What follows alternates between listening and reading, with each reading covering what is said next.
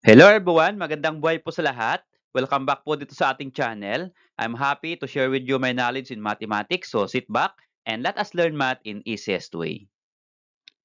Sa video na ito ay papaliwanag ko po sa inyo about factoring polynomials with common monomial factor. So paano nga po ba mag-factor ng polynomial? Let us say we have this polynomial 5x raised to 4, y raised to 2, minus 20x, y raised to 3, ang kanyang common monomial factor ay 5x, y squared. So, how to determine a common monomial factor? At paano po ba ito i-factor? Yan po yung papaliwanag ko sa inyo step by step. The objective of this lesson is to factor polynomials with common monomial factor. So magpipresent po ako ng different examples from easy to difficult examples. At bago po ako mag-present ng example, kung hindi ka po nakasubscribe sa video na ito, ay click na po yung subscribe. Promise po, hindi ka magsisisi sa pag-subscribe kasi lahat po ng lessons of grade 8 mathematics ay upload ko po dito from first quarter to fourth quarter. Bago po ako mag-present ng examples, ay i-define muna natin ano nga po ba ang factoring. It is the process of finding the factors of a polynomial which is the opposite process of the multiplication. So, paano nga po ba ito i-perform yung factoring? Another one term that we need to define is that the common monomial factor. It is a monomial that is exact divisor of all the terms in a polynomial. Okay, so ano nga po ba itong common monomial factor na kailangan po natin sa factoring? Let us say I have this polynomial. We have 6 plus 2 plus 8. So actually, ang ginamit ko po muna para madaling maintindihan ang common monomial factor ay number muna. Okay? We have three terms here, 6, 2, and 8. Now, para makuha yung common monomial factor kapag number ang given is that you think of a number that can be divided or it is a divisor of all the terms in the polynomial.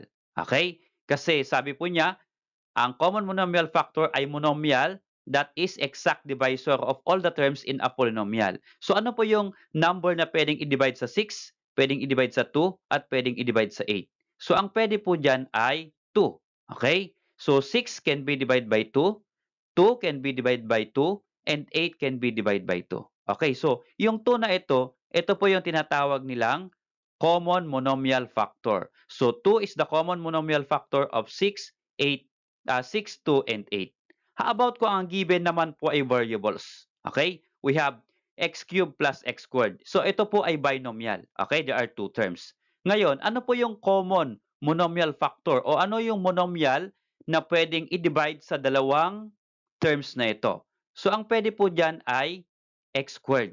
So x squared ay pwede pong i-divide mula sa x cubed. So or x cubed can be divided by x squared and x squared can be divided by x squared. So paano po ba kinukuha itong common monomial factor na ito kapag dating sa variable? Okay, so dapat po ang common monomial factor ay yung pinakamababang exponent sa dalawang variable kapag magkapareho. So ito po ay x, ito po ay x, ang exponent po dito ay 3, ito po ay 2. So ano po yung mas mababa? X cubed or x squared? So x squared po ang mas mababa. So ang common monomial factor po nila ay x squared po pareho. Okay, so yung x squared na yan po yung tinatawag nating common monomial factor pagdating po sa variables. Okay, so let's have an examples.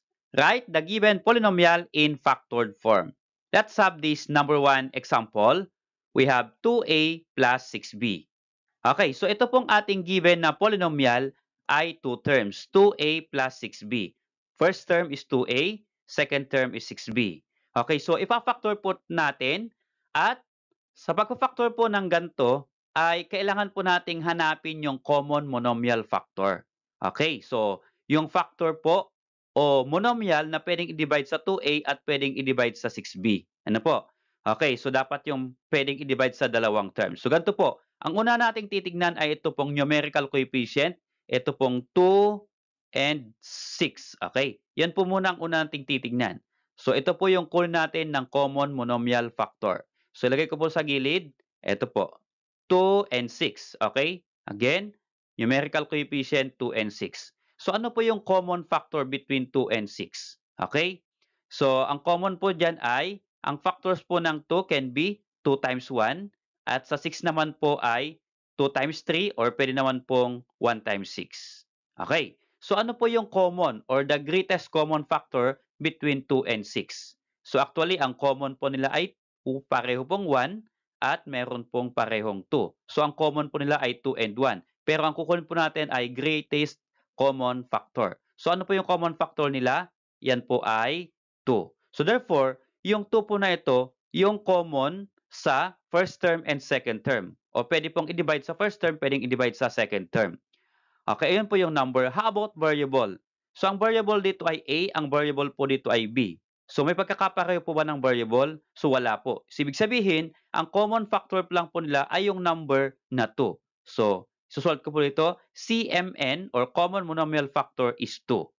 Okay. So ngayon, paano po natin i-factor kapag nakuha po natin yung common monomial factor? Ganito lang po. Ito lang po yung factors niya. Okay. So ang gagawin lang po natin ay yun pong common monomial factor, ito na po yung isa niyang factor. At yung isa pa pong factor ay kukunin po natin dito sa binomial. So paano po? Ibaba ko po yung binomial dito. So 2a plus 6b, ito po yun mula po sa given. So ito pong common monomial factor na ito ay i-divide po natin sa dalawang terms dito. Okay, ganito lang po yun. Okay? So ang common monomial ay 2. So divide by 2, divide by 2. Now, we are going to divide monomial by a monomial here. Okay, here sa 2a divided by 2, 2 divided by 2 is 1 or we can cancel, right? And the variable here is a, so ito na lang po natitira. So 2 divided by 2 is 1, so that is 1a or pwedeng a na lang. So dito po sa loob ng close and open parenthesis, lagay po natin yung a. Okay? So ito na po yung 2a divided by 2. How about here? Plus 6b divided by 2. So 6 can be divided by 2. So pwede po yan. And what is 6 divided by 2? That is 3. Tama po ba?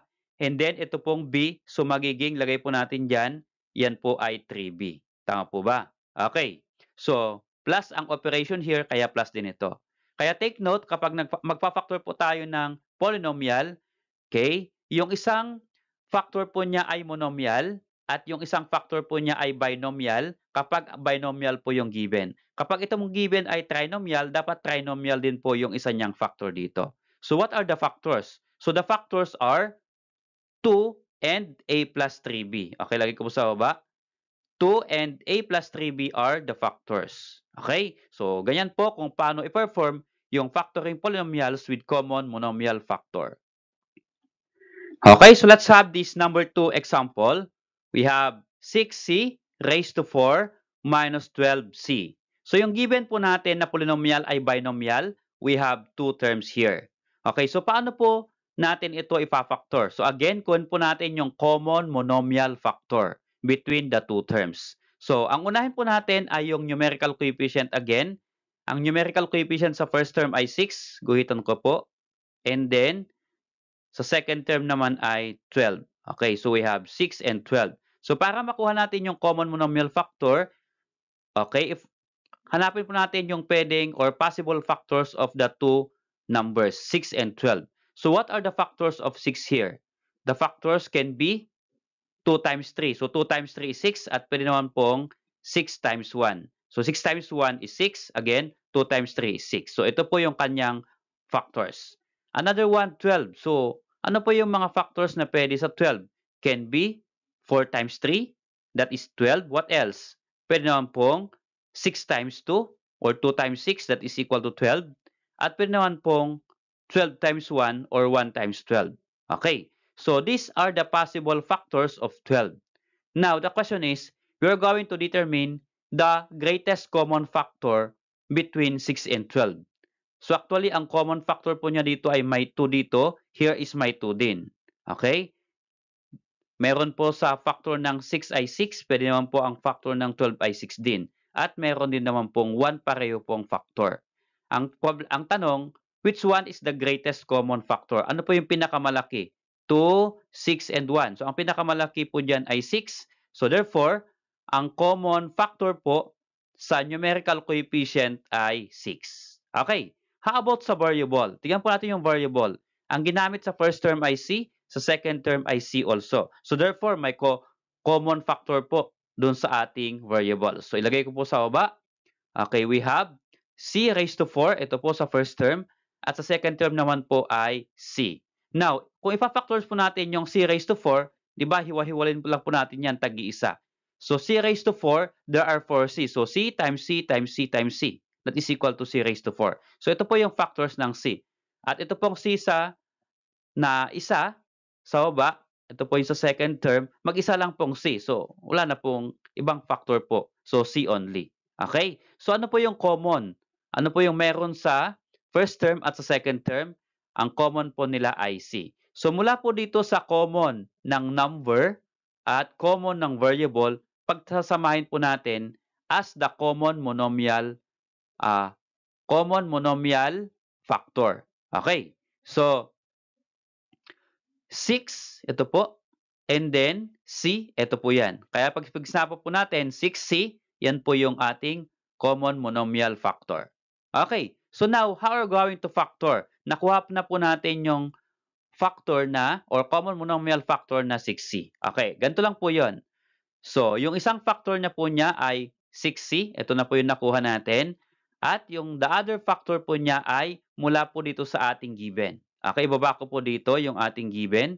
So, let's become 6C raised to 4 minus 12C. So, ito pong monomial factor na ito na nakuha natin, i-divide po natin sa first and second term. Okay, ganito po yan. So, divide by 6C, divide by 6C. And then we're going to divide monomial by a monomial. So, here, 6 divided by 6 is equal to 1. So, wala na po yan. And then sa C naman, C raised to 4 divided by C. So, ang gagawin lang po natin yan kapag variable, just subtract the exponent. So here, ang exponent po ng C dito ay wala pong naka-indicate, automatic ito po ay 1. So 4 minus 1 is 3. So therefore, ang sagot po dito ay C raised to 3. Okay? Again, 4 minus 1 is 3. And then minus, kasi minus po yung ating given here. Okay? Next po ay divide naman po natin itong 12C divided by 6C. So, i-divide natin yung numerical coefficient, 12 and 6. What is 12 divided by 6? That is equal to 2. Tama po ba? And then, how about C divided by C? So, 1 minus 1 is 0. So, wala na po itong C. Cancel na po. So, ito na lang pong 12 divided by 6 that is equal to 2. Lagay po natin dito that is minus 2. Okay. So, now, what are the factors? So, again, ang first factor po niya ay yung common monomial factor na nasolve natin, 6C.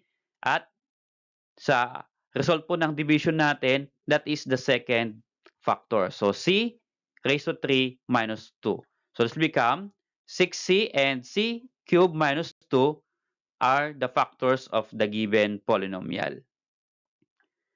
Okay, so how about this number 3 example? We have 5x cubed y minus 15x y raised to 4. So, ang given number 3 po natin ay binomial. We have 2 terms. Okay, so first ay hanapin po natin yung common monomial factor between the two terms. Ang unahin po natin, nakuha yung factor niya ay numerical coefficient. So, ang numerical coefficient po ay 5 and 15. Lagay po natin sa gilid. Okay? Here. Kunin po natin yung greatest common factor between 5 and 15. Okay? So, ano po yung factors ng 5? Can be 5 times 1 or 1 times 5 that is equal to 5. Another one, meron pa po ba? Aside from 5 times 1 sa 5, so wala na po. So, ibig sabihin, yan lang po yung kanyang factors. So, how about 15? 15, the factors are, can be 3 times 5 or 5 times 3, that is equal to 15. So, another one, pwede pa pong 15 times 1 or 1 times 15, that is equal to 15. Okay, now, between 5 and 15, ano po yung common factor? So, ang common po ay pwedeng 5 at pwedeng 1. Pero syempre, ang kukunin po natin ay yung pinakamataas na factor. So, ito po ay 5. Okay? So, ang common factor po dito sa ating numerical coefficient na 5 and 15 ay 5. How about naman yung ating variables or literal coefficient? Okay? So, ibaba ko po dito yung dalawang terms. Okay, yung nasa taas, ito po yung first term, x cubed y. Ito po yun. At yung nandito sa baba, ito naman po yung second term, x y raised to 4. Okay, this one. Okay, now we are going to factors the two terms. Okay, unahin po natin yung nandito sa taas. First term, x cube y. So, how many x here? Tatlo. Kaya ang factors po ng x ay x times x times x. Okay, tatlong x po yan. And then, isang y, so times y. Sa second term naman, x and y cube. So, yung y naman, y raised to 4. Ang y naman ay 4. So, this become x, kasi nag-iisa po yung x, and then yung y naman po ay 4. So, y times y times y times y. Okay, now, what is common between the first term and second term? So, anong mayroon po sa taas na variable at mayroon din po dito sa baba? So, ang pwede po ay ito pong x, kapareho, at ito pong y. So, mayroon pa po bang magkapareho maliban sa x and y? So, sa taas po ang natitira po dito ay dalawang x. Sa baba ang natitira po ay tatlong y. Okay? Now, ito lang po yung magkapareho sa variable. So, paano po natin kukunin yung common monomial factor? So, ito pong 5x at y na common ay pagtatabihin po natin as the common monomial factor. Okay? Pagtabihin po natin using multiplication. So, 5, ito po yung number, numerical coefficient, yung x at yung y here, kaya 5xy or 5 times x times y. Okay. So now, meron na po tayong common monomial factor. Pwede na po nating i-factor or hanapin yung second factor of this binomial o yung given po natin. Okay, paano po? Ganito po gumawa ng factors. Okay? Yung first factor, ito pong 5xy, common monomial factor. At yung second factor po ay kukunin po natin dito. So, baba ko po itong given. So, this will become 5x cube y, this one, then minus 15xy raised to 4. Ito po yan. Okay, so para makuha yung second factor po dito, ay ito pong monomial factor, again, i-divide po natin sa dalawang terms. Okay? So, divide by 5xy, divide by 5xy. Okay.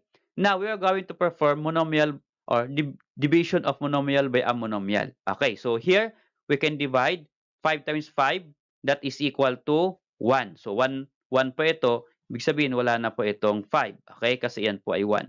At sa x naman, subtract lang po natin yung kanyang exponent kasi pareho po. 3 and then 1 here.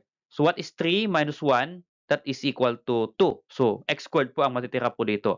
At yung y naman po ay 1 minus 1 is 0. So, wala po yung y, wala po yung 5. Ang matitira po sa first term ay ito po. 3 minus 1 is 2, kaya x cube. Lalagay ko po natin sa loob ng parenthesis, x cube. Okay? And then, ang next po nito ay minus. Lagay po natin doon, minus. Sa second term naman, we can divide 15 divided by 5, x times x divided by x, and y raised to 4 divided by y. So, unahin po natin itong 15 divided by 5, that is equal to 3. So, meron po tayong 3 dito. Yung x po ay 1 minus 1, 0. So, wala na po yung x. Sa y naman, 4 minus 1 here, that is equal to 3. Okay, kaya y raised to 3 at yung 15 divided by 5 is 3. Kaya meron po tayo ditong 3y raised to 3. So again, yung 3 ay 15 divided by 5 at yung y raised to 3 ay 4 minus 1 is equal to 3. Kaya y raised to 3 po yan. So, ano po yung kanyang factors? So, ang factors po niya ay, eto po, 5x first factor, x squared minus 3y cubed second factor. So, ilagay ko po dito baba, 5xy and x squared minus 3y cubed are the factors. Okay, guhitan ko po. First factor and then second factor. And those are the factors of the given binomial. Okay? For number 4 example, dagdagan po natin ng variables. So, we have 7g raised to 3 x raised to 4 minus 21g raised to 4 x raised to 2. So, again, ang given po natin ay binomial. So, we have two terms. Okay? So, first step again that we're going to perform ay hanapin yung common factor or greatest common factor sa numerical coefficient. So, ang numerical coefficient po dito ay 7, dito naman po ay 21. Okay, lagay ko po sa gilid. Here, 7 and 21. So, what are the factors of 7? So, can be 7 times 1 or 1 times 7 that is equal to 7. So, meron pa po ba? So, wala na po. How about 21? Can be 7 times 3 or 3 times 7, that is 21. So, another, pwede rin po ang 21 times 1. That is equal to 21. So, what is common between 7 and 21? So, ang common po ay 7 and then 1. But, kukunin po natin yung greatest common factor. So, ang mas malaki po dyan ay yung 7. Okay? So, meron na po tayong common factor sa numerical coefficient. How about sa literal coefficient or variables? Okay? Lagay ko po sa baba. Ito pong nasa taas ulit ay numerical coefficient of the first term. G cube h raised to 4. Okay, this one. At sa baba po yung second term. G raised to 4 h squared. Okay, this one. So, bigyan ko po kayo ng shortcut kapag ang hinahanap po natin ay monomial factor ng variable. Ito po yung kanyang shortcut. Alin po dito ang mas mababang exponent? G raised to 3 and G raised to 4. Okay, ang mas mababa po dito ay na exponent ay 3. So, ibig sabihin, ang common po sa sa G ay G raised to 3. Okay? At sa h naman, ito ay 2, ang exponent ay 2, ang exponent ay 4. Okay? So, alin po ang mas mababa? H raised to 2. Kaya ito pong h raised to 2, ito po yung common sa variable na h. Okay? So, yun po yung kanyang shortcut para hindi na po natin kailangang i-factors pa po yung ating literal coefficient. So, ulitin ko po, ang factors po ng magkaparehong variable ay yung mas mababang exponent. So, ito po ay 3 and 4, kaya G raised to 3 para sa G. At sa H naman ay 2 kasi mas mababa. Okay. So, here, ang common monomial factor po natin, isama po natin yung 7 at yung variable. Okay, 7 and then G raised to 3 and then H raised to 2. So, therefore, ang common monomial factor is 7G raised to 3, H raised to 2. At ito na po yung isang factor ng ating polynomial. Okay? So, this is the first factor. Now, get the second factor. So, again, kunin po natin yung ating given, baba ko po dito, at yung ating common monomial factor ay i-divide po natin dito sa parehong 2 terms na ito, sa dalawang terms. Okay? So, divide by 7G cubed h squared, divide by 7G cubed h squared. Okay. Divide po ulit tayo ng monomial divide by a monomial. So, 7 here. Okay, cancel na po yung 7. Divide by 7 is 1. Wala na po yan. Sa G naman, 3 at 3. G raised to 3 pareho. 3 minus 3, 0. So, cancel na po ito kasi magkapareho. And then, ang matitira po dito ay h kasi 4 minus 2, that is equal to 2. Kaya h squared. Kaya ang first term po natin sa loob ng ating parenthesis here is h squared. Okay, dito po. And then next po ay minus. 21 divided by 7 is 3. Okay, lagay ko po dito ay 3. And then next, sa variable naman, G raised to 4 divided by G raised to 3. So, subtract lang po, 4 minus 3 is 1. Kaya G lang po yan. Kaya ilagay ko na po sa taas. Here, 21 divided by 7 is 3. Okay, ito po. And then sa G naman, 4 minus 3 is 1. Kaya we have G. At sa H naman, H squared divided by H squared. So, 2 minus 2 is 0. So, cancel na po kasi pareho. Okay. So, the two factors are here. Okay. Ito po yung first factor. At ito naman po yung second factor. Okay. So, here, these are the two factors. Okay. Bilugan ko po. 7G cubed H squared and H squared minus 3G. Those are the factors. Okay. Okay, for number 5 example, we have 3d cubed plus 9de squared minus 15d f raised to 3. Okay, so tatlong terms na po yung ating given trinomial. So, paano po kunin yung kanyang common monomial factor? Ganito lang po. Again, unahin po natin yung numerical coefficient. Okay, sa first term ay 3, second term ay 9, third term ay 15. Yun po yung kanilang numerical coefficients. Lagay po natin dito. Okay. So, tatlong terms, kaya tatlo na po dito. Kunin po natin yung factors ng tatlong numerical coefficient. Unahin po natin yung 3. The factors are 3 times 1 or 1 times 3. Okay? That is equal to 3. Meron pa po bang iba? Wala na po. Okay, next po ay yung 9. Can be 3 times 3 or can be 9 times 1 that is equal to 9. So, lahat po ito ay factors ng 9. Then, sa 15 naman, pwede naman pong 3 times 5 or 5 times 3, that is 15. Another one, Pwede naman pong 15 times 1 or 1 times 15 that is equal to 15. Okay. So ito na po yung kanilang factors. Now, ano po yung meron or common sa tatlong numbers na ito? So pare-pareho po meron po silang 3 at meron po silang 1. Pero ang kukunin po natin ay GCF, greatest common factor. So ang common po sa tatlo ay 3. Okay? Meron po sila pare-pareho. So ito na po yung factor para po sa numerical coefficient. How about sa literal coefficient?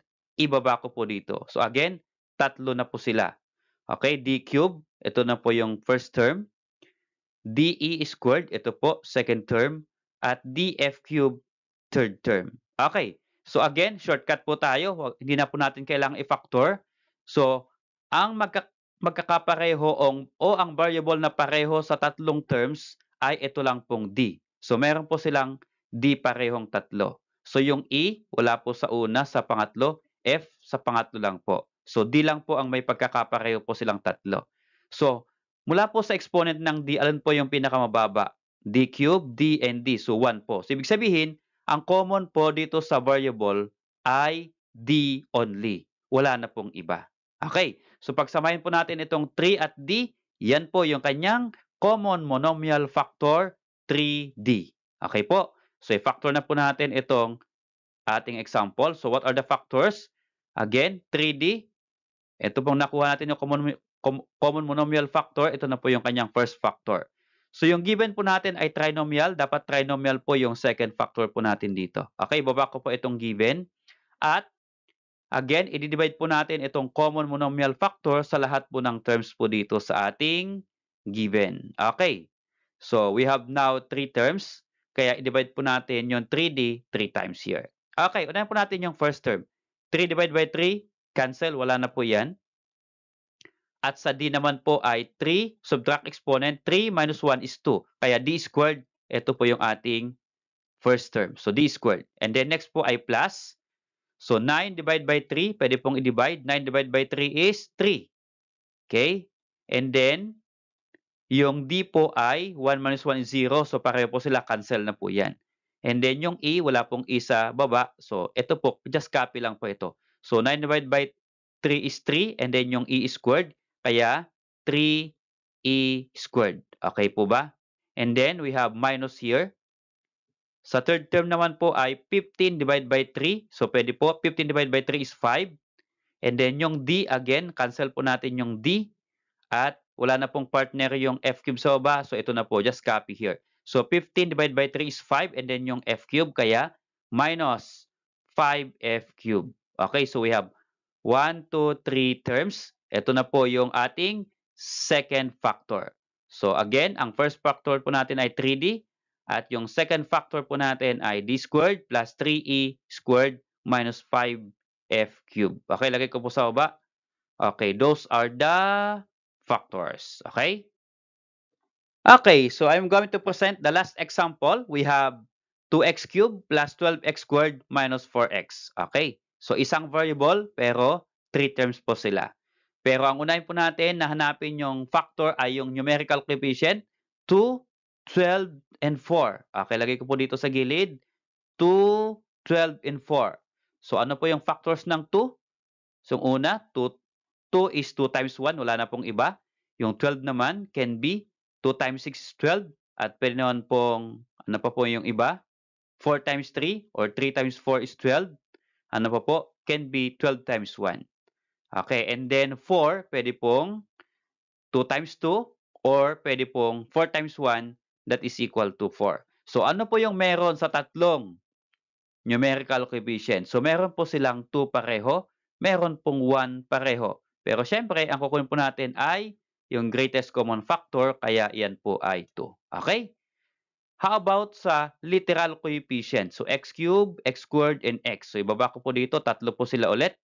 So, pare-pareho po silang x. Okay? Common po yan. So, pareho po sila. Ngayon, ang hanapin po natin, alin po yung pinakamababang exponent? Ang pinakamababa po ay ito pong 1. So, x. So, therefore, ang common po sa tatlong terms ay x. Okay? At pagsamahin po natin yung 2 at yung x as the common monomial factor. Kaya yan po ay 2x. Okay, let's have now get the other factor. Kung ang first factor ay yung 2x, ano po yung second factor? 3 terms po yung given, dapat ang second factor ulit ay 3 terms. Okay, baba ko po dito.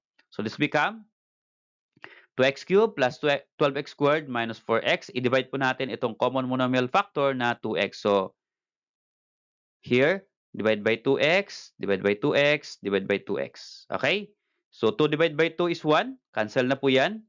At yung variable naman, x cubed divided by x. So 3 minus 1 is 2. Kaya x squared po sa first term. Then plus po, plus here, kaya plus 12 divided by 2, that is 6. At x squared minus x, or 2 minus 1, that is equal to 1. Okay? Kaya yan po ay 6x. Again, 12 divided by 2 ay 6. At sa variable, 2 minus 1 is 1. Kaya 6x. And then, minus, ano po sa ating last term, 2 ang nakuha. 4 divided by 2 is 2. And then yung variable, x divided by x, or 1 minus 1 is 0. So, cancel na po yung x. 2 na lang po yung ating third term. So, those are the factors, 2x and x squared plus 6x minus 2. Okay, so ibaba ko po dito. So here are the two factors. Okay? Okay, so let's try to answer this activity if you understand the lesson. Or let's see if you understand the lesson by answering this activity. So we have number 1, number 2, and number 3. We're going to find the factors of these 3 polynomials. Okay? At baka pwede naman pong i-share ninyo yung inyong sagot. Pwede pong i-comment sa comment box below. At check po natin kung tama po yung inyong sagot. Salamat sa panonood mga anak. Kung nagustuhan po ninyo yung video at natuto po kayo, baka pwede naman pong i-click yung like at subscribe na rin kung bago ka pa lang po dito sa aking channel.